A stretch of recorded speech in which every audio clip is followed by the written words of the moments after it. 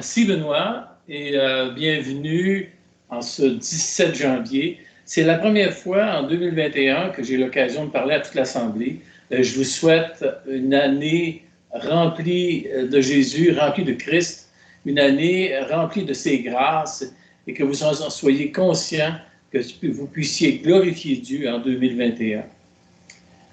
Naturellement, ce matin, comme notre frère Benoît l'a dit, on continue notre série sur 1 Corinthiens. Nous sommes rendus dans 1 Corinthiens au chapitre 7 et on fait ce matin les 9 premiers versets et je l'ai intitulé « Les dons du célibat et du mariage ». On va lire la parole, s'il vous plaît, dans 1 Corinthiens au chapitre 7.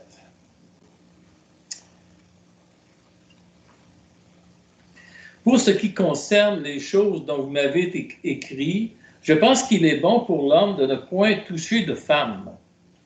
Toutefois, pour éviter l'impudicité, que chacun ait sa femme et que chaque femme ait son mari. Que le mari rende à sa femme ce qu'il lui doit et que la femme agisse de même envers son mari. La femme n'a pas autorité sur son propre corps, mais c'est le mari. Et pareillement, le mari n'a pas autorité sur son propre corps, mais c'est la femme.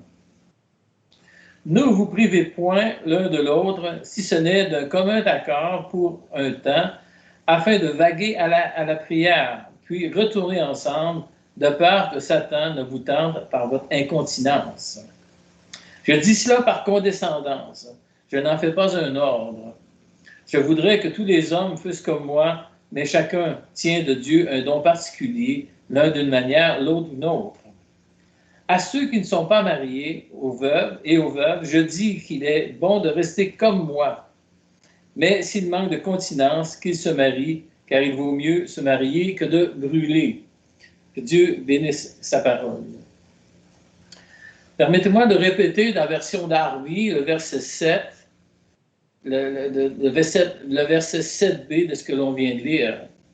Chacun a son propre don de grâce de la part de Dieu, l'un d'une manière, l'autre d'une autre. Et j'aimerais compléter cette introduction avec 1 Pierre 4, 10. Comme de bons dispensateurs de diverses grâces de Dieu, que chacun de vous mette au service des autres le don qu'il a reçu. Paul entre dans le chapitre 7, la section où Paul répond aux questions des Corinthiens qui ont été écrites avant. On n'a pas les questions, sur différents sujets. Et le premier sujet abordé, c'est le mariage et le célibat.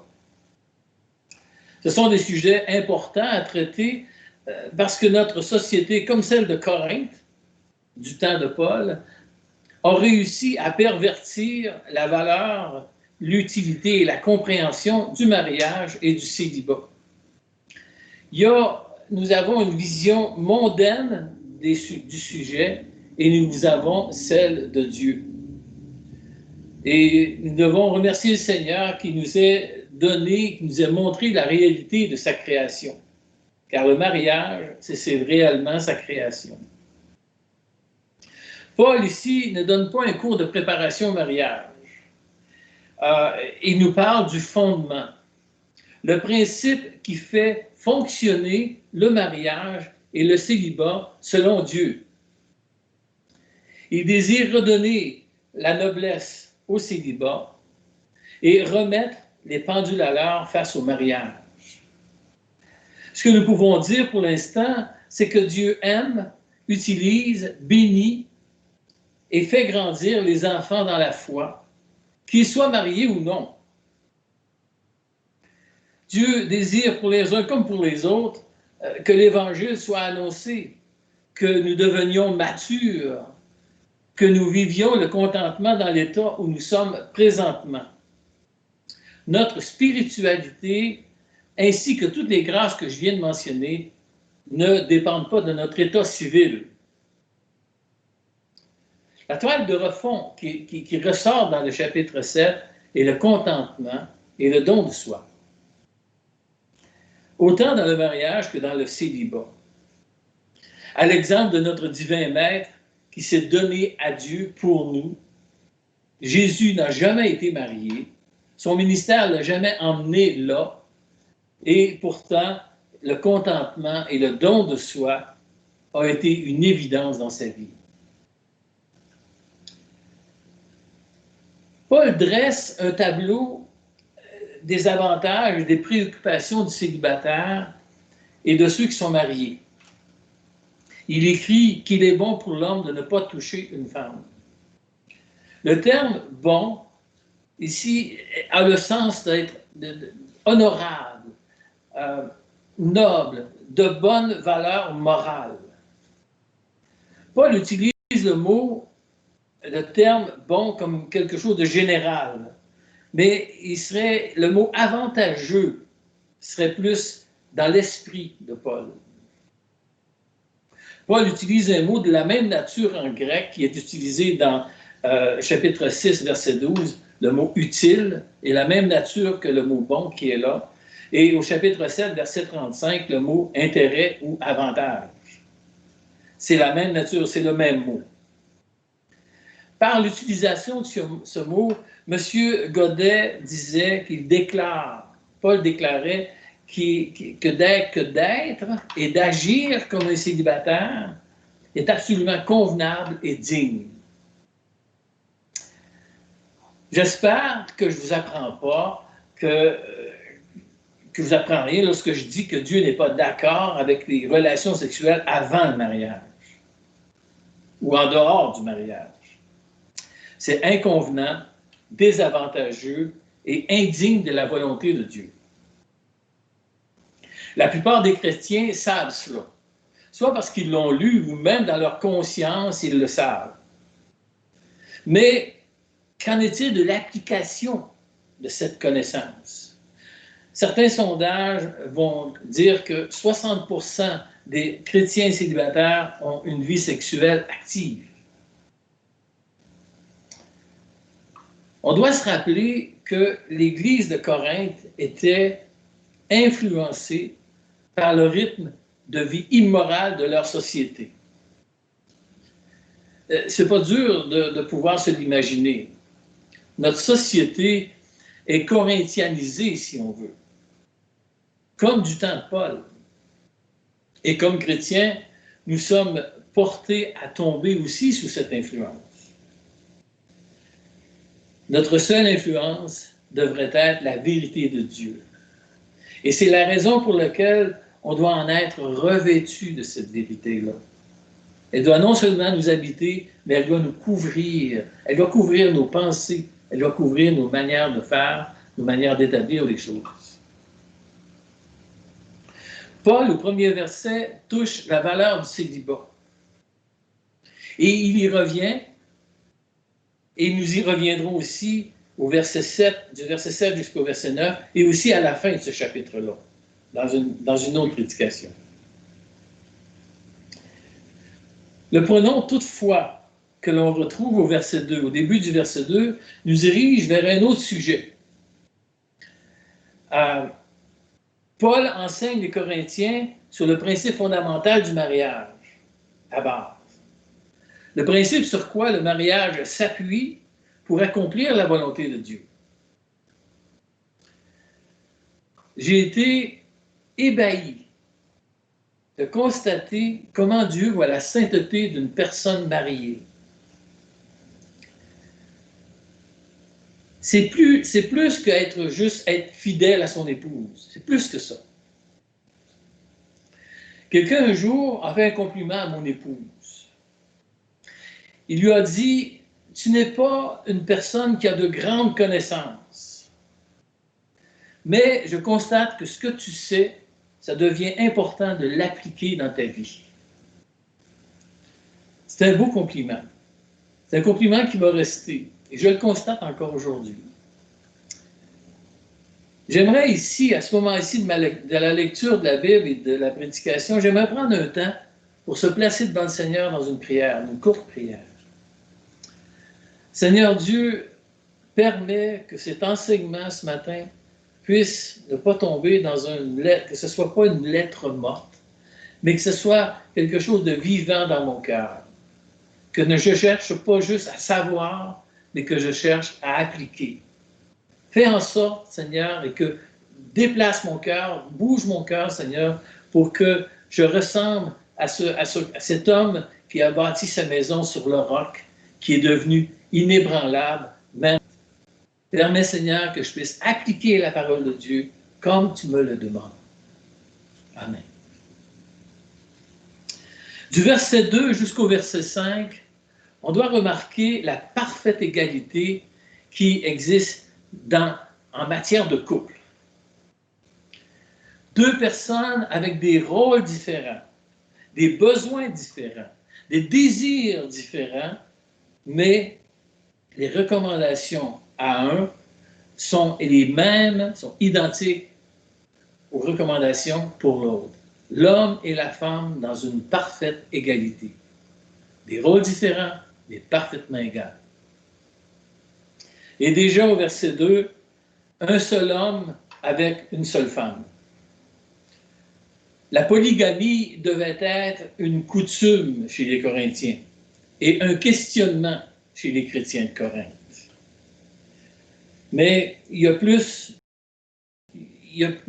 que ça. Il y a plus que le fait de simplement avoir une seule femme, un seul homme. Paul, ici, il parle de situation d'intimité. Il ne doit pas avoir d'intrusion dans le couple,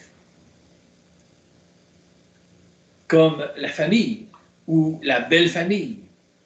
Même les enfants ne doivent pas avoir d'accès aux choses aux choses du couple, aux occupations du couple.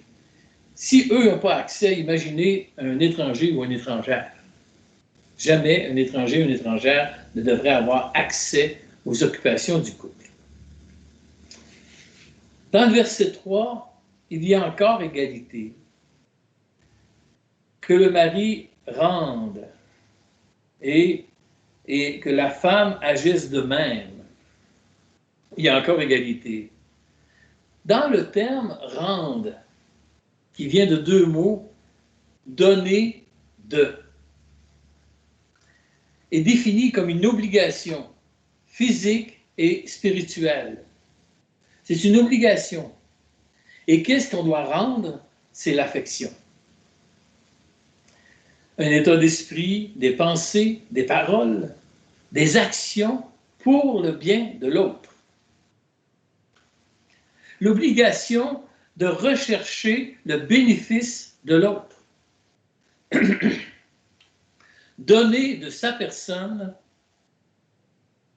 de manière sacrificielle pour remplir les besoins, les pensées et les désirs de l'autre.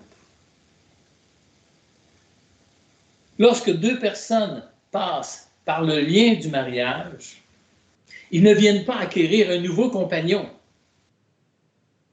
Ils viennent de se donner l'un à l'autre.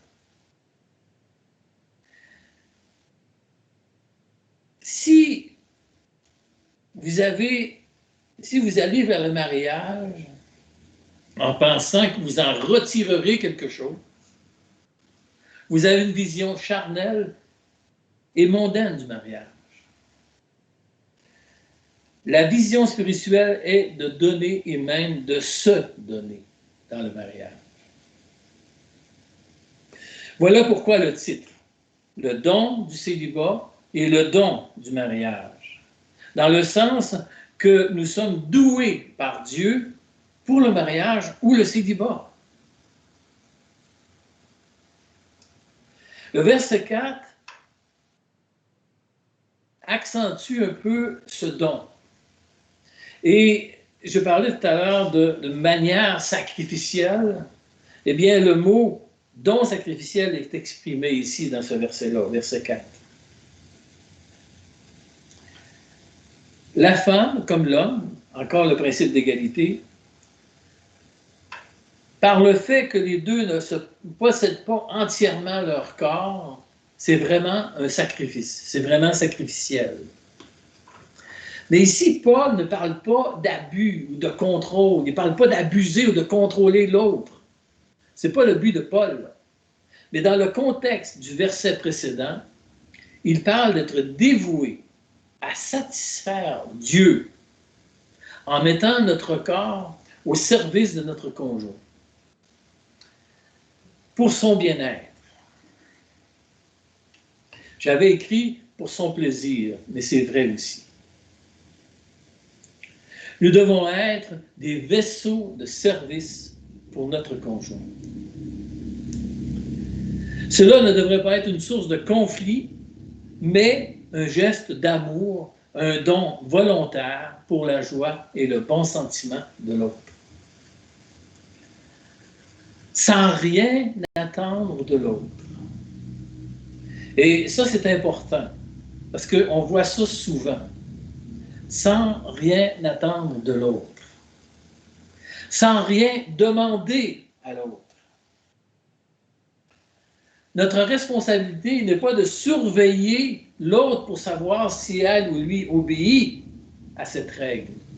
Notre tâche principale est de se surveiller soi-même pour savoir si je fais ce à quoi je me suis engagé comme époux ou comme épouse.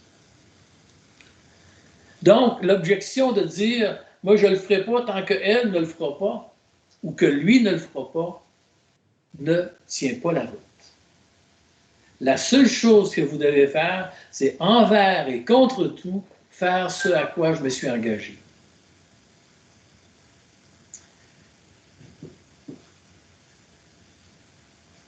Ça apparaît dans mon couple. Je suis moi seul responsable de mes agissements. Et c'est à Dieu que je suis redevable pour mes bons et mes mauvais comportements. Dieu va me redemander, dans ma responsabilité d'époux ou d'épouse, qu'est-ce que tu as fait? Lorsque je suis avec mon épouse, ma première préoccupation devrait être son plaisir, ses besoins. À première vue, le concept semble exigeant. Wow, t'en demandes beaucoup, là. Il me semble que slack la pédale un peu. Là. Se donner, se placer en disposition pour l'autre peut faire peur. Il me semble que c'est exagéré. Mais Dieu ne se trompe pas, là. Dieu n'est pas en train de demander quelque chose qui dépasse les limites humaines. Il connaît l'effet, il connaît la valeur du don et les bénédictions qui en ressortent. Et le meilleur exemple, c'est bien sûr Paul, lorsqu'il écrit aux Éphésiens, au chapitre 5, verset 23, il dit « Aimez vos épouses, comme Christ a aimé l'Église et s'est livré lui-même pour elle. » Et il va continuer au verset 29, lorsqu'il va dire « Personne n'a haï sa propre chair, mais il la nourrit et en prend soin, comme Christ le fait pour l'Église. » Le mariage, c'est le reflet sacré de ce mystère de l'union entre Christ et l'Église. Le mariage, c'est cette image grandiose de l'union entre Christ et l'Église. L'Église à laquelle vous participez aujourd'hui, l'Église à laquelle vous êtes membre, tient debout, malgré les attaques, malgré les pressions extérieures, les pressions intérieures, parce que son futur époux s'est donné et se donne encore à elle. Et c'est ce don qui met toute la valeur dans l'Église.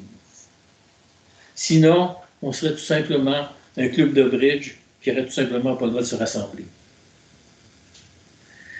Si cette seule obligation dans le mariage était respectée, ça serait la faillite des conseillers matrimoniaux. Le verset 5 va plus loin. Il nous dit de ne pas mettre de barrière aux besoins de l'autre. Ne tournez pas le dos aux besoins que vous devez apporter à votre premier et à votre plus important ministère, votre époux, votre épouse. Sauf à 3 conditions.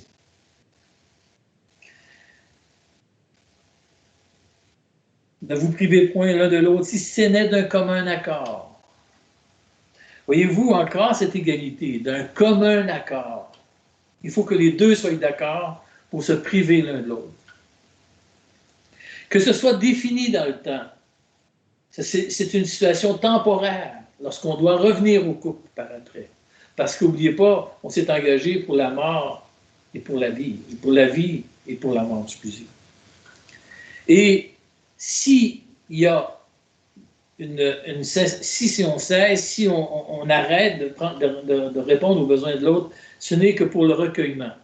Et certaines versions vont dire la prière, le jeûne, la prière, et on peut parler de choses spirituelles. J'ai besoin de temps avec mon Dieu à tous les jours.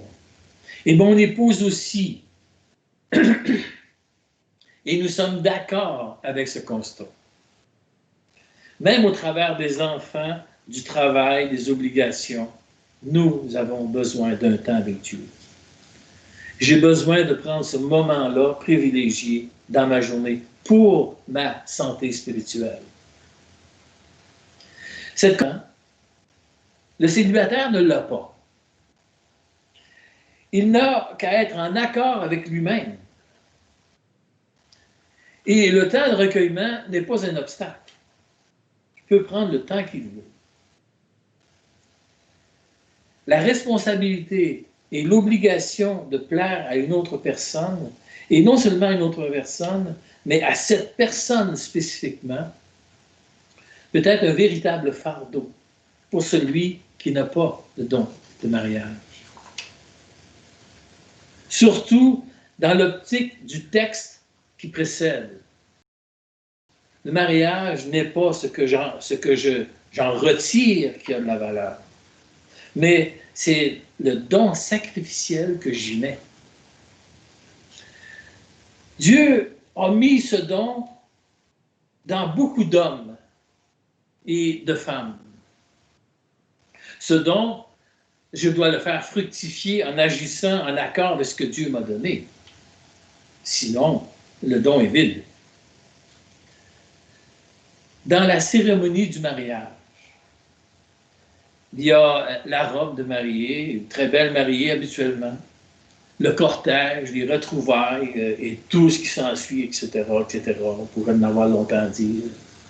Mais dans tout cela, dans tout ce qui s'est produit, peu importe que ce soit un mariage italien avec 2000 personnes, ou que ce soit un mariage très intime, il y a toujours le petit « oui, je le veux ». Très impliquant pour ceux qui le prononcent et très important pour ceux qui écoutent, Dieu compris. Dans le verset 6, Paul dit que ce qu'il dit sur le mariage n'est pas un ordre, mais une concession. Personnellement, je n'aime pas la traduction du mot par condescendance. Pour moi, condescendance, ça veut dire du mépris ou quelque chose comme ça. Et ce n'est pas ce que ça veut dire. En anglais, il parle de concession et M. Darby dit indulgence. La signification de ce verset est que Paul ne fait pas du mariage un ordre pour tous les hommes. Même si Dieu disait à la création, il n'est pas bon que l'homme vive seul. Il ne disait pas qu'absolument tous les hommes devaient être mariés. Beaucoup d'hommes et de femmes vont se marier et ce sera une bénédiction pour le monde. Mais il y a une concession à faire. Il y a une indulgence envers ceux qui n'ont pas le don du mariage. Le célibat est bon et honorable, comme il est dit au verset 8. À ceux qui ne sont pas mariés et aux veuves, je dis qu'il leur est bon de rester comme moi. Paul, si c'était juste de lui, il souhaiterait que plus de personnes soient célibataires, même que tous les hommes soient célibataires. Mais il est conscient que le seul critère qui doit être tenu en compte, ce sont les dons distribués par Dieu. Il donne des dons d'une manière, disons le célibat, et d'une autre, le mariage. Mais l'un comme l'autre n'a rien à voir avec la spiritualité. Ce ne sera jamais notre état civil qui déterminera notre spiritualité. Une personne mariée n'est pas plus spirituelle qu'un célibataire et vice-versa. Nous vivons dans une société où le mariage est le but à atteindre.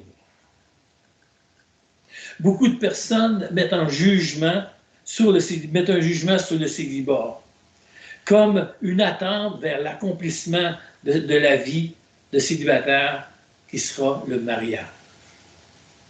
C'est absolument faux.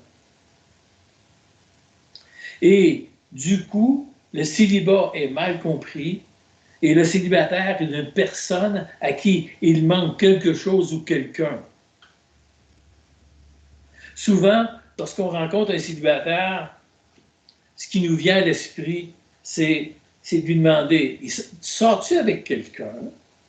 C'est quand tu vas te marier? C'est quelque chose, même si on ne mentionne pas, quelque chose, ça nous mijote dans l'esprit. On a toujours le goût du hey, il faut qu'il se marie, et pas nécessairement. Comment se définit le mariage? Comment définir le célibataire? Le célibat et ses facettes. Il y a le veuf, la veuve. Il y a le ou la divorcée. Il y a celui ou celle qui ne désire jamais se marier. Et celui ou celle qui est en attente de trouver la personne à marier. Mais finalement, on peut diviser les célibataires sous deux classes. La première, je ne me marierai jamais. La deuxième, un jour, je serai marié. Pour ces deux catégories de célibataires, la seule personne nécessaire est l'accomplissement de sa vie. À l'accomplissement de sa vie, c'est Christ. Nous serons toujours seuls devant Dieu avec notre sainteté, mariés ou non. Le reste, c'est une question de choix et de circonstances. Il existe des points communs entre le célibataire et la personne mariée. La proclamation de l'Évangile pour un homme, son épouse et même ses enfants, et pour le célibataire, même implication. Je dirais même que le célibataire peut rejoindre une sphère que le couple ne peut rejoindre. Et l'inverse est aussi vrai. Le don de soi. Le don de soi est présent dans chacun des états civils. Mais il se traduit différemment. Nous avons vu comment il se définit chez la personne mariée. Chez le célibataire, il y a exercer la volonté de Dieu et de se mettre au service des autres sans contrainte ou d'obligation envers une personne spécifique. Ces choix de service dans l'Église ne sont pas soumis à un accord commun. Son temps de méditation et de service est à son entière disposition. Un cœur divisé entre le conjoint et Dieu, il n'a pas ça. Ce sont les avantages non négligeables que Paul voit dans le célibat. Pour celui ou celle qui est doué du célibat, un époux ou une épouse à ses côtés serait un fardeau. Ce serait même une difficulté dans son ministère. On a demandé un jour à M. John Stott, homme de Dieu accompli et célibataire, s'il pensait un jour se marier. Et cet homme-là, il regardait son agenda et il a répondu « J'ai aucune idée quand j'aurai le temps de m'occuper de quelqu'un. » C'est un choix qu'il a fait. Et il était heureux dans ce choix-là. Je ne voudrais pas quitter ce sujet sans parler des célibataires qui sont en attente de trouver l'âme sœur. Je comprends que vous pouvez languir après la personne pour qui vous pourriez vous donner,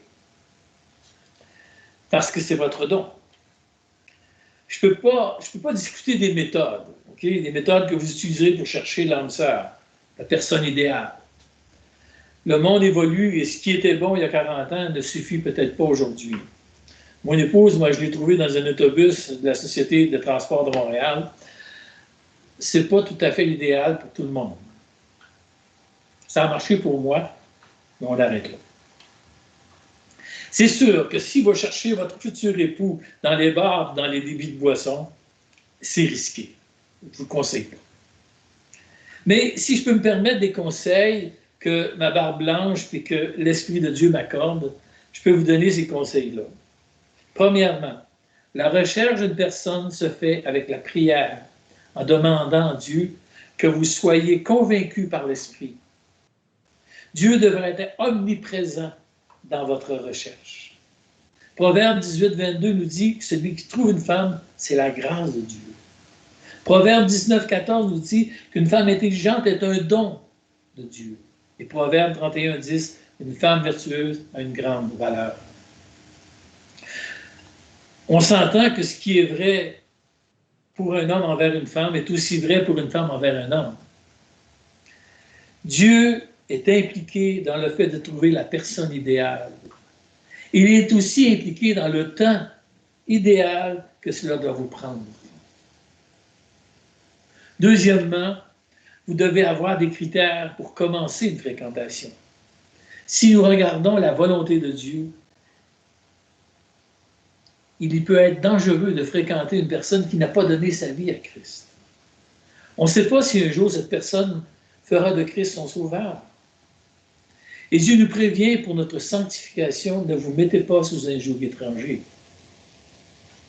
Il sait que les relations amoureuses créent des liens très difficiles à défaire. Des liens qui peuvent nourrir l'âme, mais des liens qui peuvent aussi la briser.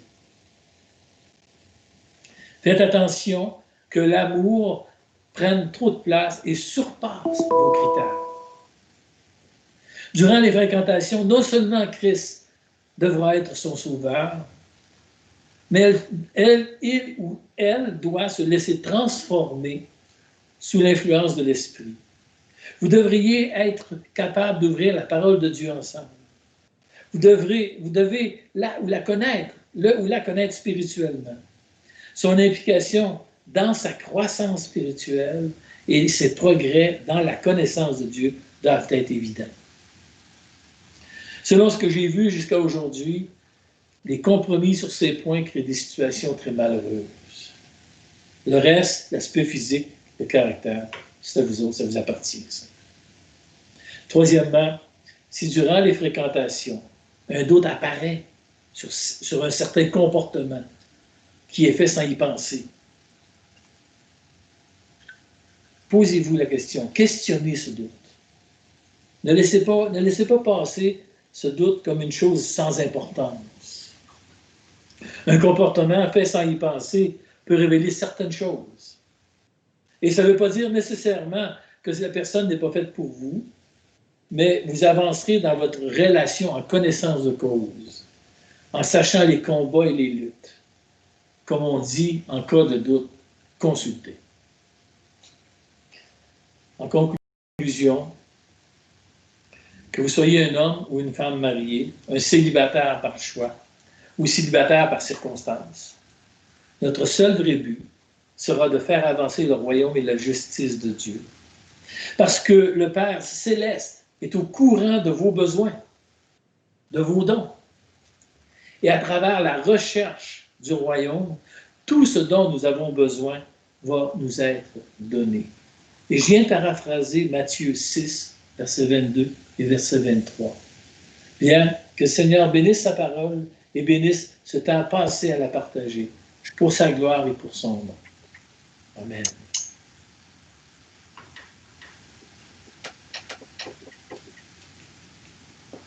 Alors, merci.